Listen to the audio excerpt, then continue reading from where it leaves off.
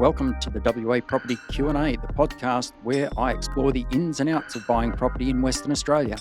I'm your host, Peter Fletcher, and each week I interview local property experts to help you to develop a deep understanding of the nuances of buying property in WA. From market trends to legal considerations, no topic is off limits. But before we dive in, a friendly reminder.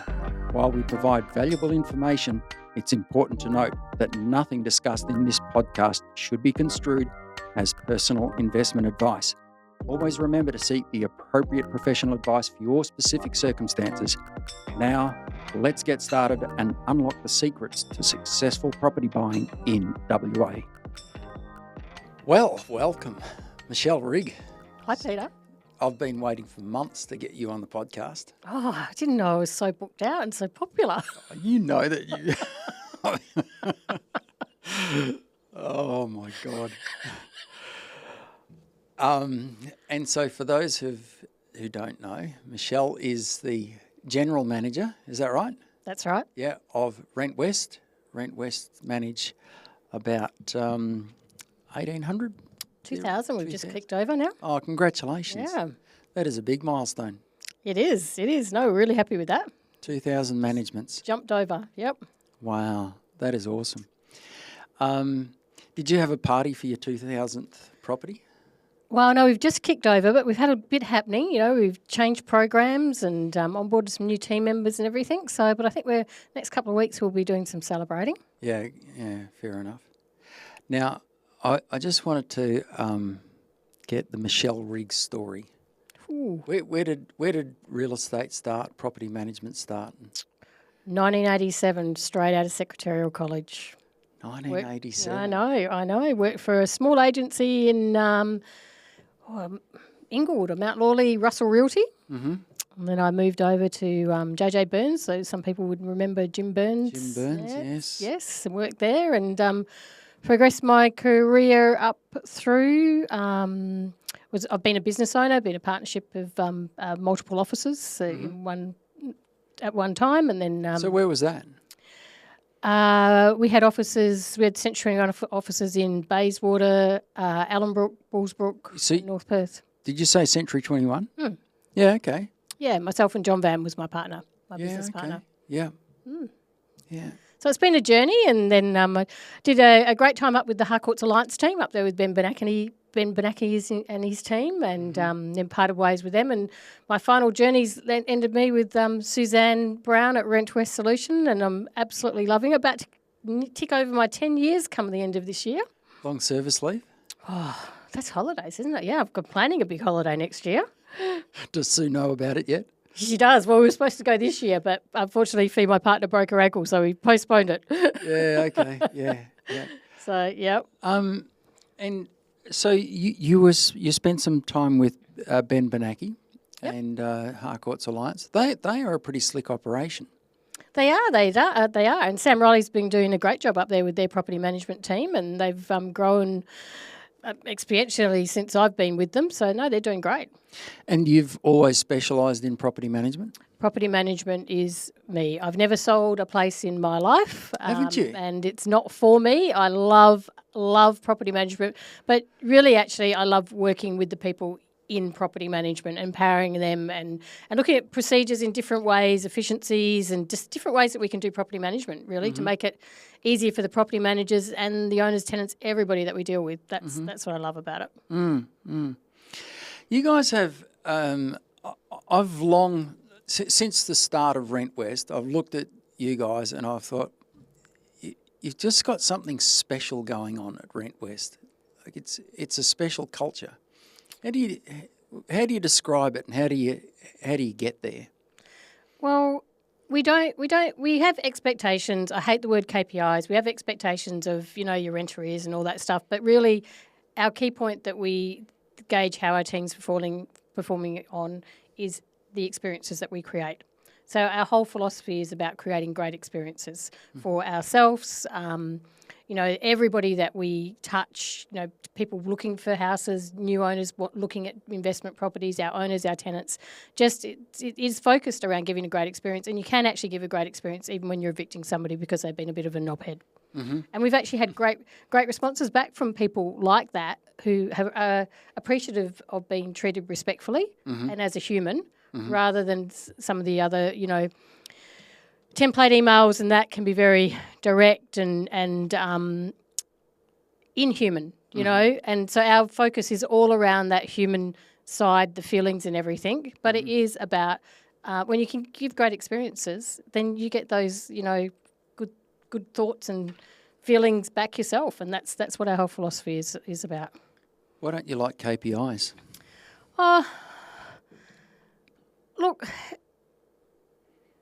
I don't like KPIs because they're very focused only on the figure. But when you're dealing with property management, there are so many things that we can't control. So having a KPI around arrears is fine, but we can't force the tenant to pay. It's what we do to minimise and the actions we take. And so long as we're doing those, we actually can't make the humans pay the money. So to track somebody and say you're not performing well because your tenants are not paying their rent on time, when there's so many different demographics as well. And we manage properties all over this 150 k's of Perth. And there are different dynamics in demographics and everything in all those areas. And we even stopped we used to have competitions in the team. We essentially operate north, south and central. But even that really wasn't fair because what was happening south and north and south pretty much balance each other out, and what's happening because of, the outer suburbs and areas there to our central team, it actually wasn't a fair competition, So they are important. It's absolutely important for us that our team go by our processes. You can go a little bit outside the line, but you can't go all the way out the line. And that's because when they do that, they break our communications and our experiences.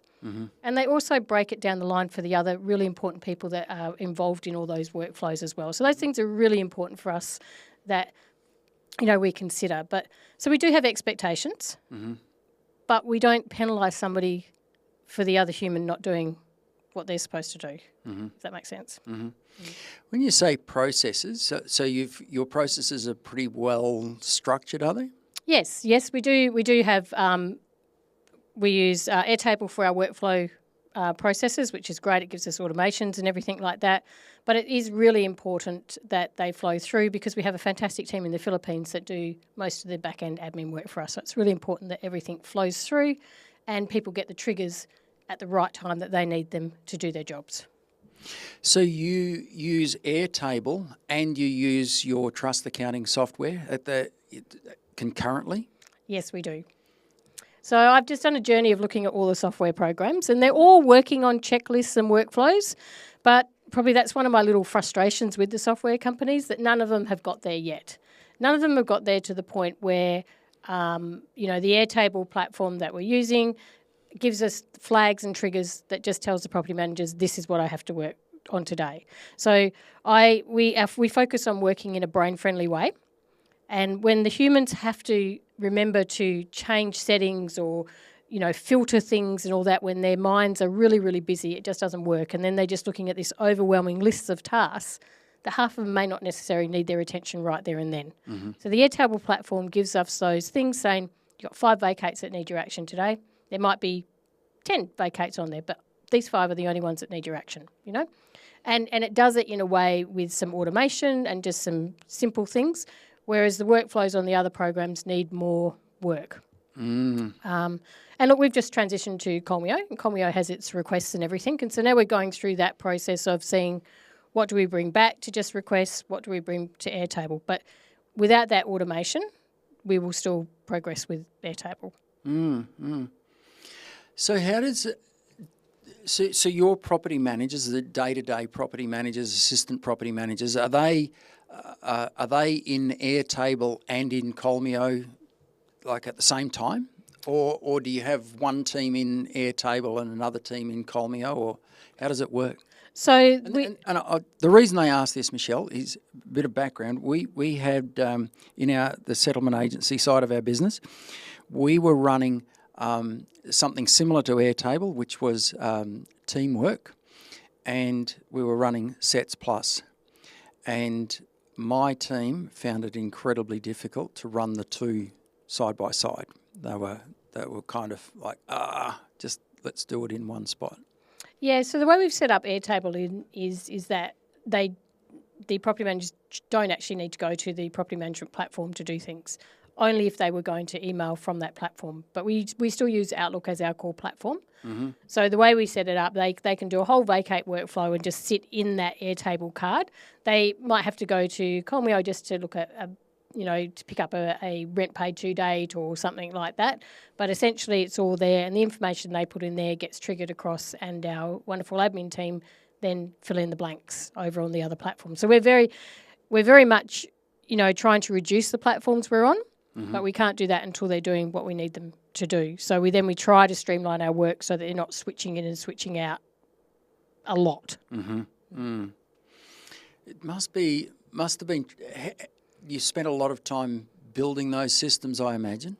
Well, we didn't build it, but we're paying a lot of subscriptions. So that's another reason, and I think that's a challenge for businesses at the moment, is the number of subscriptions, to work effectively and in a nice, smooth way is challenging, especially in property management. You've got your specialists in inspections, you've got your core property management programs, you've got your programs that handle your applications and your home opens, and then you might have your workflow program on the other side and, your Outlook. So there's still too many applications, but I don't want the property management programs trying to be everything either, because that's a big ask, and then only things get done half. There's some great inspection companies, the application companies that are doing it, so let's just get the property management workflow working really well. The only time I think it's the only time I ever got close to being in court, pre-trial conference I got to, and we were using REST at the time. So all of our risk management was done in REST. So we'd have all the notes and the communications and all that sort of stuff inside of REST, and it saved our bacon, so that was great. Where do you do all your risk management?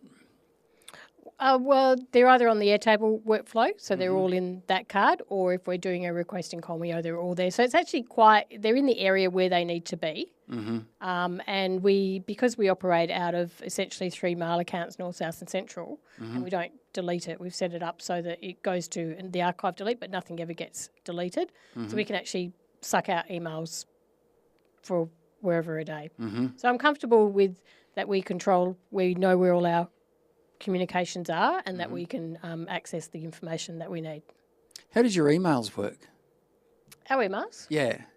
With the team email accounts? Yeah. Yeah, so each team operates. And if I ask a question that you don't want to public, just... Oh, no, we're fine. We're actually happy for anybody to come into our office and see the way that we work. We don't have any worries about that.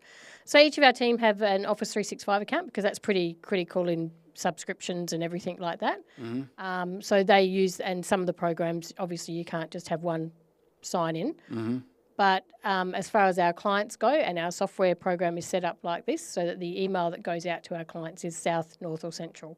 So all the client emails come in there. If I send an email from Peter at Resi, it would come from South at Resi. Yeah. Is that right? Yep. Or one of those 3 email addresses. Yeah. Why do you do that? We changed back in 2016 actually. We're at a conference over East. It was I can't remember the name of the conference now. It was one of Ben White's conferences, but they were talking about the bigger teams, and so we changed, and we had big teams, probably about 6 in each team managing large portfolios. That didn't work because there was a lack of accountability. Nobody wanted to take ownership because it was that challenge of people were already property managers and nobody was wanting to move their statuses, as humans don't like to do that. But from that, it came out, the team came to us, and we knew that wasn't working, but they said they wanted their accountability of their own portfolio, but they loved the collaboration of the team email accounts. So we went back to portfolio management, so now we have a combination of property managers who manage their own portfolios, property managers who have larger portfolios with assistants, but they're operating out of those team email accounts. Where it's really beneficial is the collaboration and support, so everybody can see what's coming in. So they drag it into their folders and they work out of that. But if somebody's out on inspections all day, if they're on holidays, if they're sick, then everybody has access to the email accounts. Mm-hmm. And on an overarching way, if Sue and I need to jump in and look at anything or help out, it's very easy for us to jump in to 3 email accounts than it is to 15 or 16 email accounts. But that's support. So and it happens all the time. So property managers are out or sick, which you can't predict. It's very easy for people to jump on, give them the support they need, and help them. You're not having to forward emails, And we have people leave us. They go on their own journeys. No email change. Mm-hmm. For the clients, it's just a smooth transition. Just keep doing what you're doing. Mm-hmm. Mm-hmm. It works very well. The main reason is that collaboration and that experience from the clients. So an email comes into South at RentWest. Mm-hmm. How does the team members know who does that belong to? They manage pretty much in areas. We've got a bit of cross now with our growth and everything, but people are familiar with the areas that people manage, and if one gets popped into somebody's box by mistake, it just goes back into the other box. So there's not really an issue with that. Mm-hmm. And usually whoever's on first just sorts the emails out, and then during the day they sort them out as they come in. So that hasn't been a problem. If they don't know where it is, they just leave it, and whoever's it is will pick it up. Mm-hmm. So that's not a problem. So we... our property managers work from home except for Mondays and Thursdays because, 150 k's of Perth, they can't come to our office in Applecross all the time. So they live around the areas where they work. Mm-hmm. Mm. That sounds like I knew about that email system. I think it's there's something in that. So could somebody give their email address? Like if I had a Peter at RentWest, I could say, you just email me direct? Yes, they can. Yep. And we have had that, and we've had it takes some time for new people to learn. But when we pick up on that, it's a training thing, and once they understand the benefits of that and the reasons, then they're okay. If it continues, then that's a different conversation. Okay. Yeah. So and generally people then start emailing the person and the team email account because there's a reason why that's happening. Yep. And when the email is sent, it gets sent as south@rentwest.com.au. Yes, we would love it to be able to say, Michelle at South, Michelle Rigg in that, but there's challenges with that with the Microsoft that we can't personalise it, so we've had to just settle with it going out with South. Mm-hmm. They all have their own email signatures on there. Oh, do they? Yes, okay. Individual email signatures with the team email account. Yeah, right. Yeah, okay. Well, that works. Yeah. Yeah. Okay. And we've been able to mimic that through Kolmeo as well, so that the emails are going out through those South, North and Central email accounts, because that can always be a challenge that software programs may not cater for that. Mm-hmm. So we've been really lucky in the software programs that we've been using. Sounds like there's an Office 365 integration there with Kolmeo? Not quite an integration, but they were able to set up those emails for us. I'm not sure that back-end IT side, but it's working. Now, you did something unique in the real estate industry, and I would argue in business generally. You went to a 4-day work week for a while. Tell me, how did that start and how did it go and where is it at right now? Well, to start with, it's paused right now because when we're going through major things like software transitions and everything, everybody needs to be on board. We're about to start that conversation again. It started because Suzanne's always, I think that's a leader in the industry of how respectful she is of her team and how acknowledging she is of the work that they do. And the fact is... I always, sorry, I'm just going to interrupt there. I always feel like Suzanne is a real nurturer. Like, yes. Just, I have a coffee or a catch up with her, and I just feel like she just wants to take care of you. And we balance out each other really well. Yeah, whatever, Michelle. I will say, so we are different personalities, which works really, really well. But we did do one of the EOS surveys probably about a couple of years ago. And we were only 2 points apart. So we're very aligned in how the team is to work and the cohesiveness and where the business is going. EOS survey? Yeah, the traction. Have you heard the traction, the book Traction? Oh, no, that's something I need to You do. explore. Yes. But Suzanne she is very, very conscious of the team, and especially as we are, or women, we do have one gentleman in the Philippines working for us, and it's not, we welcome the gentleman, it's just the way things have gone. I've been dropping hints for the last 10 You're years. on the job. You guys just ignore me. I was like, I haven't seen a resume. I think I've put you in the, the block, do not employ. God damn it. The only job I ever wanted in Perth, and you guys won't even talk to me. Well, that's how it's going to go. So Sue heard about the 4-day work week, and look, we're clever. We tried it in 2019. We thought we'd have 2 staff members to give it a go. Just do this, all right? It'll work. It didn't work, funnily enough. So we parked it, and then Then along came COVID and forced it on you. Well, just about.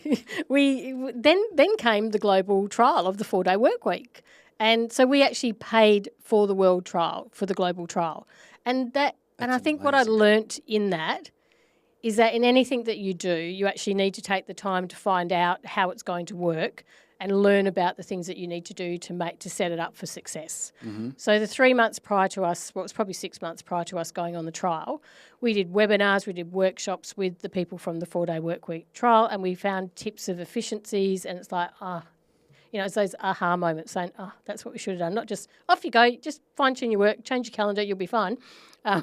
It was about how do we structure our days, how do we look at our chronotypes, so when is the best time for our team to work. So it really comes down to all those things. Chronotypes. Holy. I know. This is getting high tech. I know. And it's and look, we are flexible. We've always had a flexible mindset. We were always working from home even before COVID. And it cracks me up because as soon as COVID hit, I'd get these phone calls. How do we know they're going to be working? I said, how do you know they're working from their desks? I don't. I can't even see over my monitors. So that was something that was very big for us. Yeah. We went down the journey and it was a success. We had a couple of bumps on the way where we did some resets, and it has been a success. We sort of lost a bit of focus, and this is another lesson, that it's never set and forget. You've always got to be like checking in, tweaking, reviewing, because things change as we go. Mm-hmm. So, and our team has grown. Like we're now 40 people in our office. So, and that's just grown, over the last 6 months, it's just really jumped up. So a lot of change in the people who are working with us, and we've got a fantastic team overall. Mm. But that changes a few things. So we paused it with our software change, and we're about to start the conversations again. Mm-hmm. But these conversations will be a bit different because we also want to give people career opportunities as well. So some people might be, do you know what? I'd rather manage a larger portfolio, earn more money concept sort of thing, rather than, it's working 80% of the time for 100% of the job for 100% pay and getting that 4-day work week, because then you're set at that limit. Mm-hmm. So, and for some other people, it might not be the 4 days. It might be they need a different structure because of their family situation. Mm-hmm. So we will be taking a different approach, but we will offer the 4-day work week.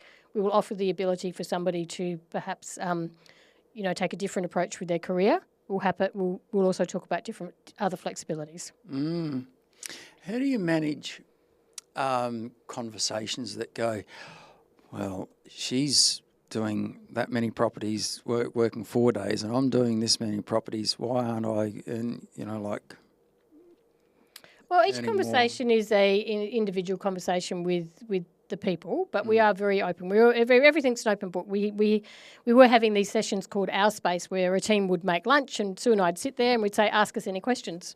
Nobody asked us questions, so we stopped them. But anyway, but that's probably because we're actually, they can ask us questions anytime. It doesn't have to be a special moment. Mm. So we just talk through with the people about their portfolio, what's happening on that portfolio. At the moment, with where the new builds are, there's a lot of work in new builds. So somebody would struggle managing a full portfolio plus dealing with new builds business coming in. Mm-hmm. And people have different strengths. So I don't have any problem with sitting down with somebody and talking through how their portfolio's been managed, how they're going, and if they want to get to this point, how can we get them there? But it's very individual conversations. Mm. And how do you measure the productivity of a property manager?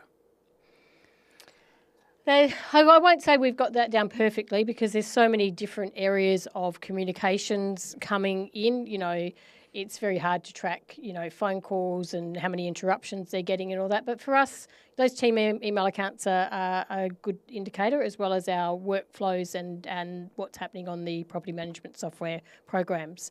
I mean, our big trigger in anything, and this was our trigger in the 4-day work week, so every Monday we start with a kickstart and we read out the good comments that everybody gets. Mm-hmm. And that's the combination of the comments we get from real satisfied surveys, which are bloody long surveys. And when people take the time then to write a comment, you're like going, wow, that's you must have made an impression. Mm-hmm.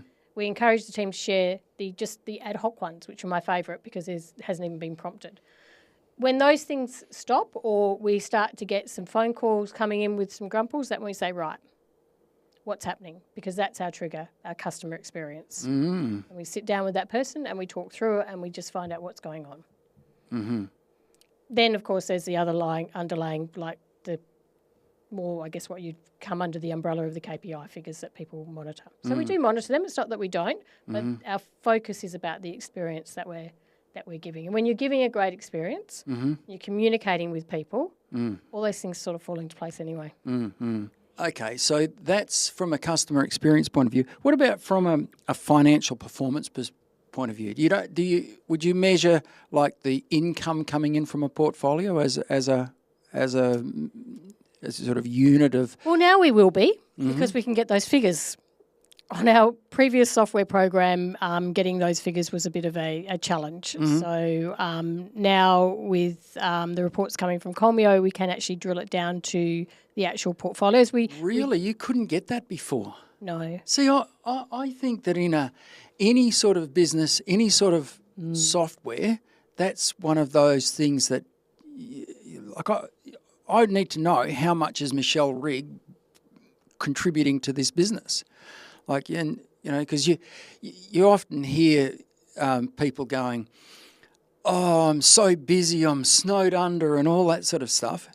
And you look at the actual numbers they're doing and it's going... But again, a portfolio around Vic Park, East Vic Park will be same numbers, but very different income, very different fee income than a portfolio up north. So I think there's certainly income is a measure that you must do. And Suzanne, we have meetings about obviously the finances and things, but Suzanne is the controller and the one who focuses on that. My focus is the team and the day-to-day transactions. But we certainly do monitor and keep a tight rein on our income and expenditures. Mm-hmm. But the previous program, and I can tell you what it is because it's not going to be operating in property management anymore, it was Vault RE, was lacking in those types of reports for us to get off. And so that was a frustration for us to be able to drill down to that level. Mm-hmm. But as I say, it's important information to know, but I think then you've got to also be balanced in knowing the demographics and the areas that may be impacting that level of income as well. Mm-hmm. Yeah, because if you had a portfolio in the western suburbs, you'd argue that it would be more profitable. I'd also argue that it would be more challenging too.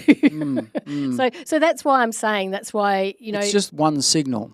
Yes, and everything matters, and KPIs matter, income matter. For us, our real conscious one is the experiences, but we're still looking at all of those points. They all matter. It just focus-wise, it probably goes down a tier. So when you pause the 4-day work week, Michelle, you've got a group of people that are doing like 100% productivity, shall we say, working 80% of the time, that's the gold for an employee. And then you say, well, that's no longer going to happen because we've got this software.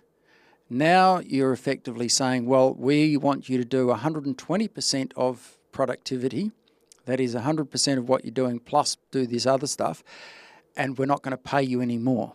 Was there any kickback there? No, absolutely not. Don't forget, the 4-day work week, the day off is a gifted day. It's not a given. Mm-hmm. So at any point in time, we could have called that in anyway. Mm-hmm. And we so you were very clear about that, are you? Absolutely. Yep. It's a privilege. It's not a day off. It is a gifted day.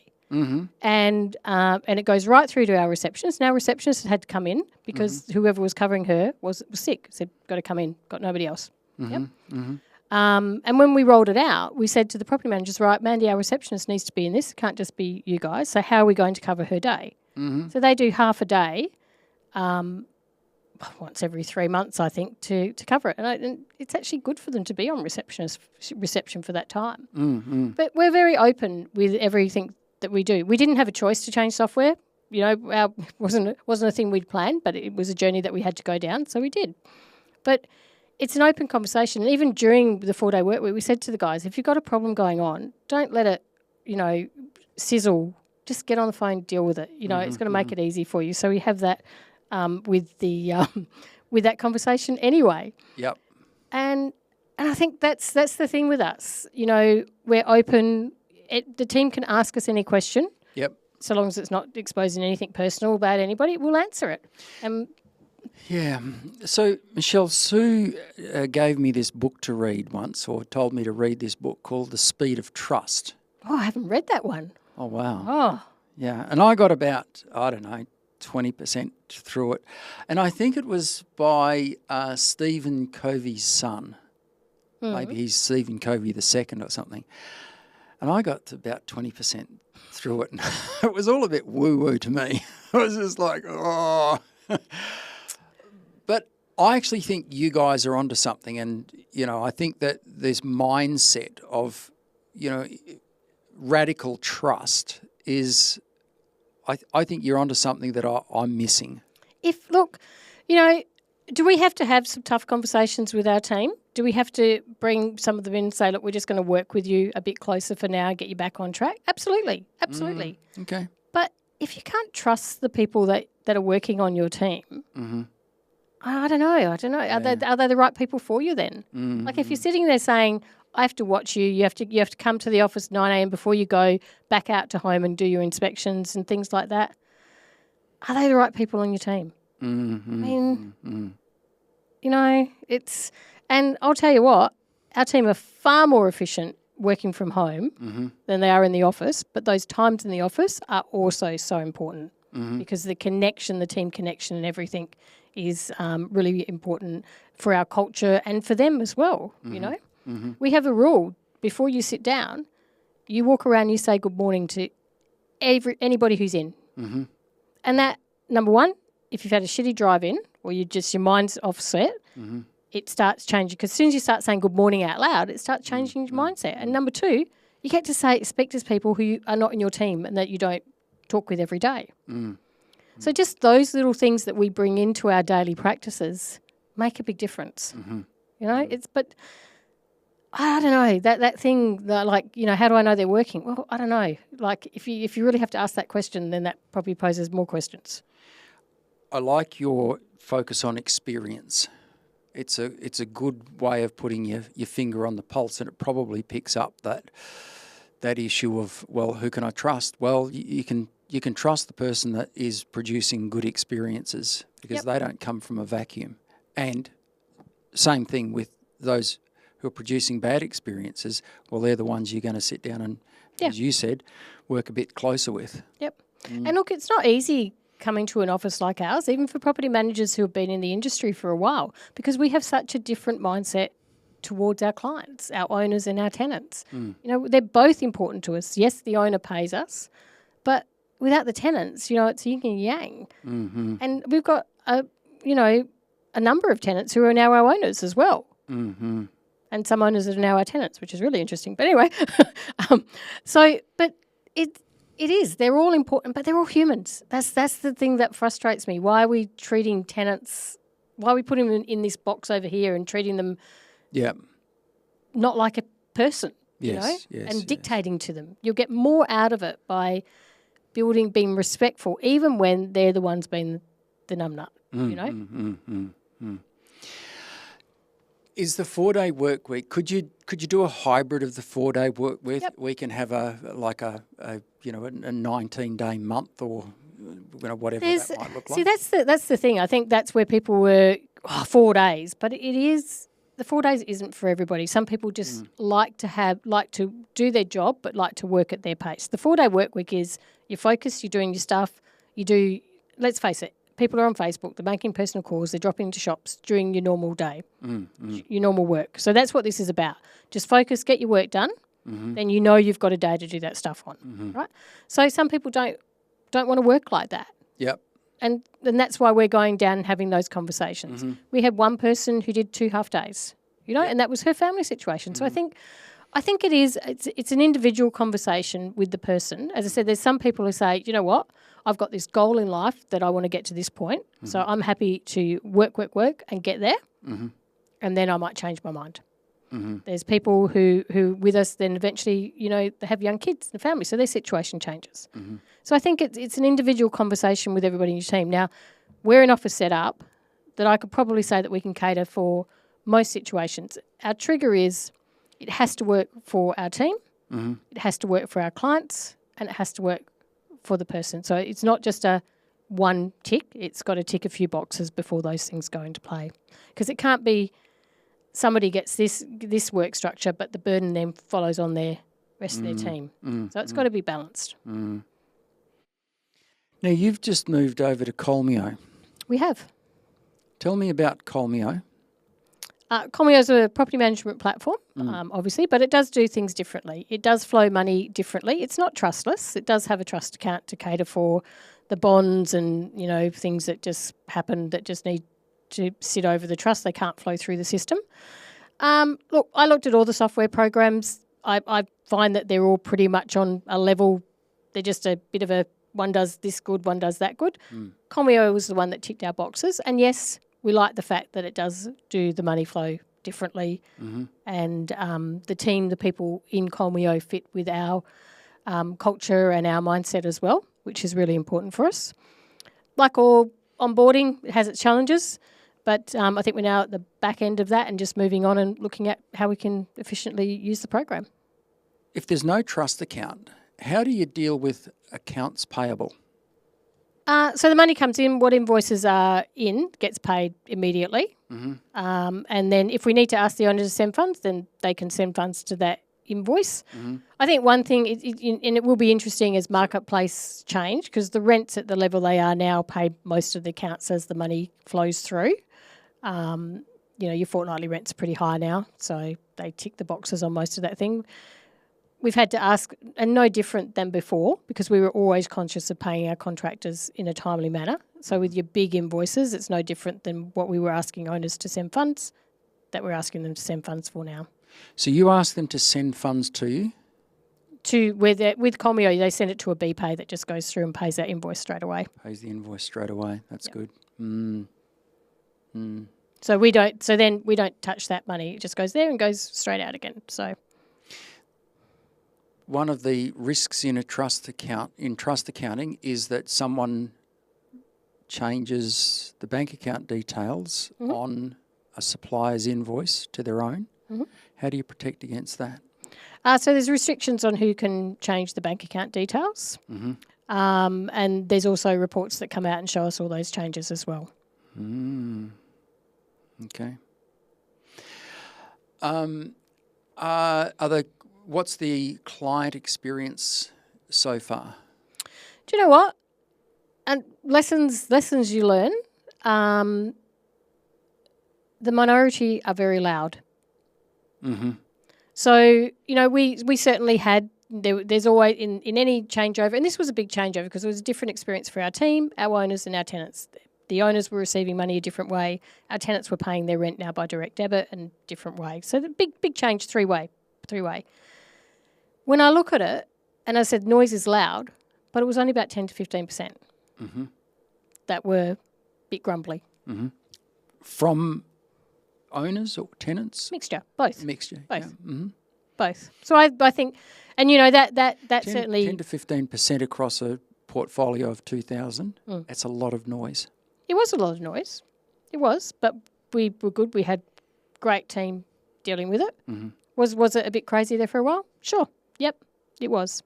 Mm-hmm. Did we quite know what to expect? I don't think you can ever really prepare for that. Never can, yeah. And, the first end of the month, we were like going, what do we do? Do we send emails out? Do we do that? And I said, you know what? I said, I have no idea what the response is going to be. So let's not put all these processes in place. And at the end of the month just went, okay, all right, great. Mm-hmm. So I think that's what we do in life, don't we? We spend most of our time worrying about things that may or may not happen, and generally speaking, most of them don't happen. So we didn't worry about that. But we did have some challenging times, so I won't lie about that. But we're on the back end of it now, and the overall feedback, as I said, from 85-90% of the owners and tenants is good. Do you foresee the day where real estate agents will be able to operate without a trust account? Or property managers, I should say. I do, from paying rent and paying owners. The challenges that we have is that you're dealing with companies like insurance companies to get them to pay to, BPay accounts or to a specific, process that's not a bank account can be challenging. Although there's different ways of thinking now with pay code and things like that. So, and this is one of the pay options from the tenants, actually. They can have a pay code number that's just for them. So you could almost, as the program develops, have a pay code for that property, and that's where that money goes. But at the moment, the trust account's there to deal with the bonds and things like insurance claims and that sort of coming in essentially. Mm-hmm. Do you think Kolmeo will ever go after the private landlord market? No idea. I'm not even going to answer that because, who knows with the world. I mean, it's a property management software program.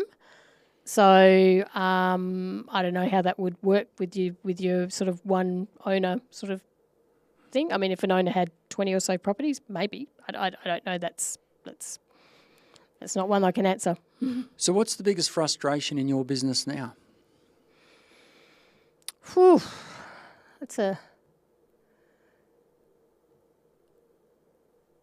I suppose right now for us is just getting up to speed, looking at our processes and really streamlining them and getting those workflows right so that our team can really work in the way that they're used to working.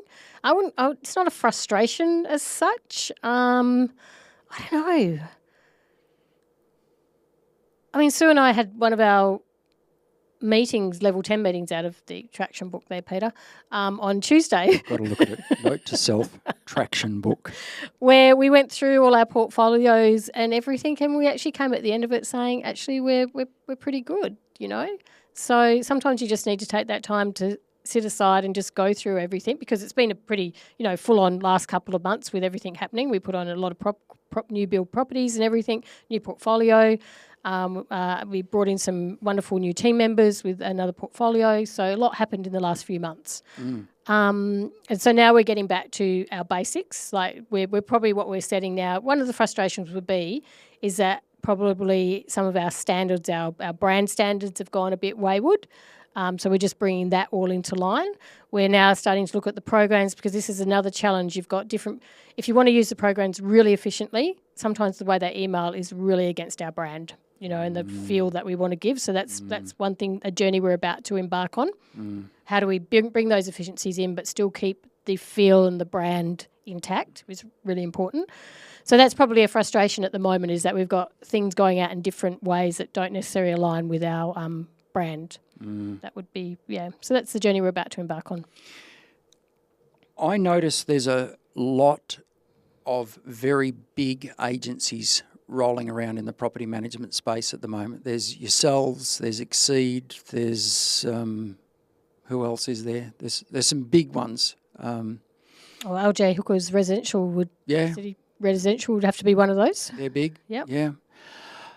Are the days of the suburban real estate office with 250, 300 managements over? Do you know, a few years ago I probably would have said yes, but they're still holding in there. I mean, recruitment is a big problem in the industry, in all industries at the moment, and I think that's where the smaller agencies do struggle. Yeah. In the cost of programs, the cost of subscriptions now to be able to run an effective property management department, and then staff is the real challenges. So that's probably where, but unfortunately, probably in some of those businesses, they're not drilling down into what their property management department's making, and the sales is sort of subsidising it a bit, so they don't actually have that eye over the fact that that department's running at a loss. They're still holding in there, and of course you've got the other in scenarios where they're the one-man man, So there's a few varieties going out. In anything, numbers obviously creates cost efficiencies, workflow efficiencies and things like that. So I think, but there still is that people who run who open up their own offices and then they're giving away their property management and then they think, oh, well, I could do that myself, and so they start. So there's still that happening, but it's I think if a lot of those businesses drill down, they're probably running their property management at a loss. Mm.